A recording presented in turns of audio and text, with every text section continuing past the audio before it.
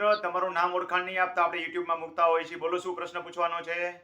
હા સર, તમારા 120 થી અત્યાર સુધી લગભગ વધારે વિડીયો જોઈ લીધા છે વાહ મેં. વાહ, ખૂબ ખૂબ અભિનંદન. ખૂબ ખૂબ બીજા માણસો પણ આ રીતે તમારી જેમ અનુસરે તો એને બધા હા, પ્રશ્નોના જવાબ મળી જશે. બોલો બીજું આગળ કયો. હા.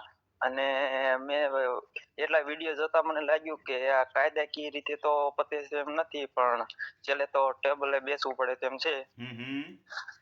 પણ સામેવાળા વ્યક્તિ ટેબલે બેસે તેમ નથી. વિષય શું છે? ટૂંકો વિષય કયો. એમાં વિષય તો બહુ લાંબો છે. 1974 થી છે, એટલે માની લ્યો ને 50 વર્ષ જૂનો કેસ છે. હમ. જમીન દબાઈ છે કે વિભાજન કરવાનું છે કે? વિભાજન મૌખિક રીતે તો થઈ ગયું છે, પણ કાયદાકીય રીતે નથી થયું. વારસામાં માર તમારા નામ ચડી ગયા છે? ના, હું સર આ કોલ બહુ લાંબો થઈ જાય, તમને WhatsApp માં બધું લખીને મોકલી શકું? કાંઈ વાંધો નહીં, મોકલજો.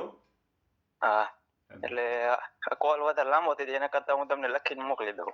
બરાબર, લખવામાં બહુ લાંબુ લાંબુ નહીં લખતા, ટૂંકી વિગત લખજો. હા, નકર એટલું બધું વાંચવાનો ટાઈમ નથી હોતો પહેલા. હા, પણ આમાં એવું છે, મારા દાદાના પપ્પા સુધીનું છે, એટલે અહીંયાથી હાલે એટલે એટલું બધું લખવું પડે એમ છે, એટલે એના કરતા ગૂંચવાડો ઊભો થઈ જશે. કાંઈ વાંધો નહીં, લખજો. ત્રણે ચેનલ જોવો છો? રમણીકભાઈ હા, ખેડૂત માર્ગદર્શક, રમણીકભાઈ કોટડિયા હા, વિડીયો, ત્રણેય ચેનલ જોવો છો? હા, ત્રણેય જોઉં છું, ને પછી બધા વિડીયો જોયા પછી કાલ રાત્રે મને એક વિડીયોમાં તમારા નંબર એક નંબર મેળવવામાં હમ. 2 નંબર બાકી રહી જતા હતા, એ 10 દિવસથી ગોતતો પછી કાલ રાતે મળ્યો. બધા નંબર મળી ગયા 10 ને? હા, 10 મળી ગયા. સરસ હાલો. હા, ભલે લખો વોટ્સએપમાં, બહુ લાંબુ લાંબુ નહીં લખતા, બને એટલું શોર્ટમાં અને સમજાય હા, એવું લખજો. હા, ઓકે અને ઓકે. ગુજરાતીમાં લખજો. ઇંગ્લિશમાંથી ગુજરાતી ટ્રાન્સફર કરીને એવું નહીં લખતા, ના એમાં તો ના ના અર્થઘટન ભરી ના, જાય. હા, ગુજરાતીમાં જ લખીશ. ભલે ભલે. હા, આવજો. એ ખેડૂત મિત્રો, મારા નંબર મેળવવાની રીત સરળ છે, બહુ અઘરી નથી. મારા મોબાઈલ નંબરના પ્રથમ 2 આંકડા હમણાં થોડાક દી પહેલા આપ્યા, પછીના 2 આંકડા હમણાં થોડાક દી પહેલા આપ્યા, પછીના 2 આંકડા એટલે કે 4 આંકડા પૂરા થયા. પાંચમો અને છઠ્ઠો આંકડો 1 અને 0 10 છે.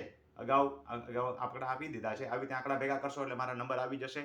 સીધા ફોન કરવાના નથી. ઘણા મગજની નસું ખેંચવાવાળી આઈટમો છે, આને બધાને આઈટમ કહેવાય. એને જુદા જુદા નામ આપી શકાય. ત્રાસવાદી કહેવાય, નક્સલવાદી કહેવાય, ઘણા બધા વાદી કહેવાય, તાલિબાનવાદી પણ કહેવાય. હા, આવા તાલિબાનો એવી છે જે ડાયરેક્ટ ફોન કરે છે. માટે ડાયરેક્ટ ફોન કરશો નહીં, વોટ્સએપથી મેસેજ કરજો ને, વોટ્સએપથી હું તમને જવાબ આપીશ ને, જરૂર પડશે તો ફોન કરીશ.